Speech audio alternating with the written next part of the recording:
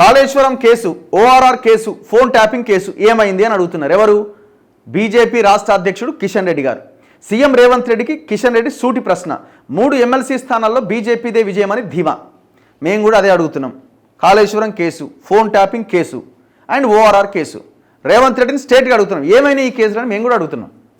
కాళేశ్వరం కేసులో PC Ghosh commission కేవలం మేడిగడ్డ, అన్నారం, సుందిల్లా 3 బ్యారేజీలకే పరిమితమైంది. మేడిగడ్డ కుంగడానికి సంవత్సరం ముందే మునిగిపోయిన మేడిగడ్డ పంప్ హౌస్ మీద విచారణ లేదు, మల్లన్న సాగర్ మీద విచారణ లేదు, ఏ టన్నెల్ గతంలో పెచ్చులుడిపోయి కింద పడ్డాయి వాటి మీద విచారణ లేదు, ఇదేని మీద విచారణ లేదు. ఎందుకంటే అవి మొత్తం మెగా కృష్ణారెడ్డి కట్టిండు. అండ్ ఫోన్ ట్యాపింగ్ విషయంలో కూడా ఏదో చేసినట్టే చేస్తున్నారని మన ప్రభాకర్ రావుని తీసుకురాలేకపోతున్నారు. ప్రభాకర్ రావు లేకపోతే మరి ఇక్కడ ఉన్న లీడర్లు ఎవరైతే ఈ ఫోన్ ట్యాపింగ్ కారణమయ్యారో వాళ్ళని అరెస్ట్ చేయడానికి మీకున్న ఇబ్బంది ఏంది? దానికి ఆన్సర్ లేదు. ఇక ఓఆర్ఆర్ కేసు సిట్టు బొట్టు ఏదో అన్నారు, అది ఇంతవరకు దిక్కులేదు, ఇంతవరకు ఎంక్వైరీ లేదు. 14 నెలలు అయిపోయింది.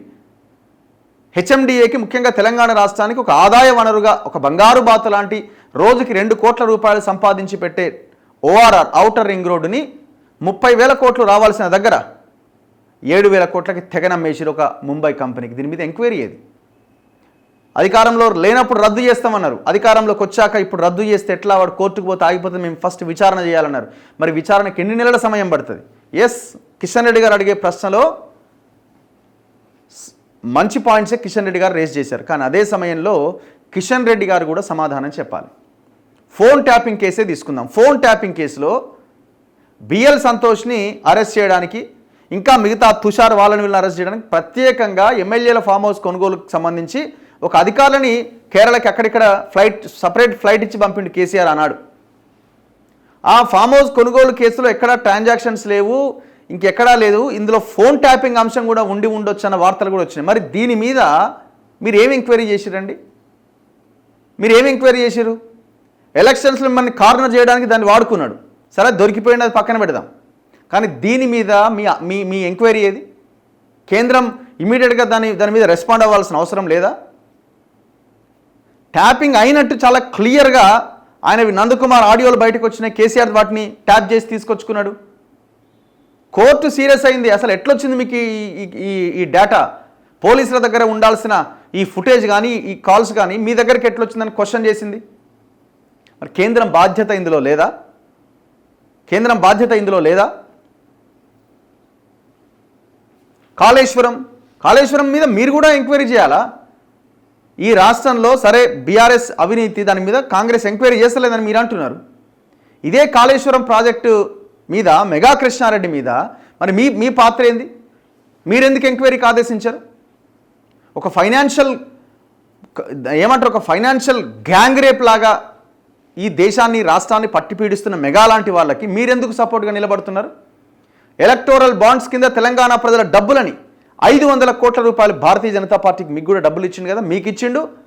మీరు అధికారంలో ఉన్నారు, మీకు 500 కోట్లు ఇచ్చిండు. కాంగ్రెస్కి ఇచ్చిండు, బీఆర్ఎస్కి ఇచ్చిండు, తెలుగుదేశం పార్టీకి ఇచ్చిండు, స్టాలిన్ తమిళనాడు గవర్నమెంట్లో ఉన్న డిఎంకేకి ఇచ్చిండు. అందరిని మేనేజ్ చేసుకుంటూ వచ్చిండు. మరి ఇది ఆయన మీద ఎంక్వైరీ అవసరం లేదా? ఎక్కడి నుంచి వచ్చినాయి ఆ డబ్బులని?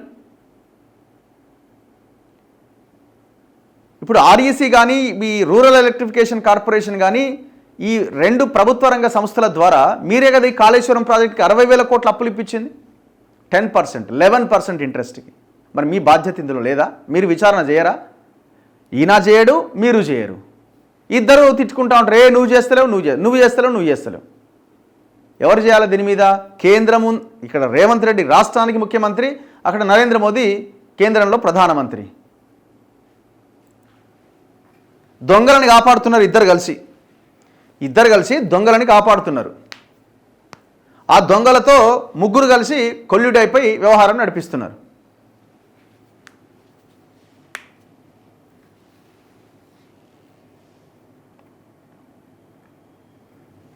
ఇదే కిషన్ రెడ్డి, ఆయన ఎవరు?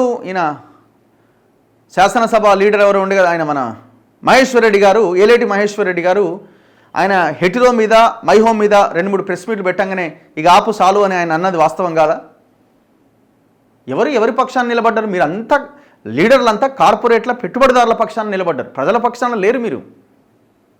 మీరేదో పొలిటికల్ విమర్శలాగానే కానీ అంతకుమించి మీ ఫైట్ ఏది? తెలంగాణలో భూములు పోతున్నాయి, భూములు కోల్పోయారు ప్రజలు. బీజేపీ ఫైట్ ఏది?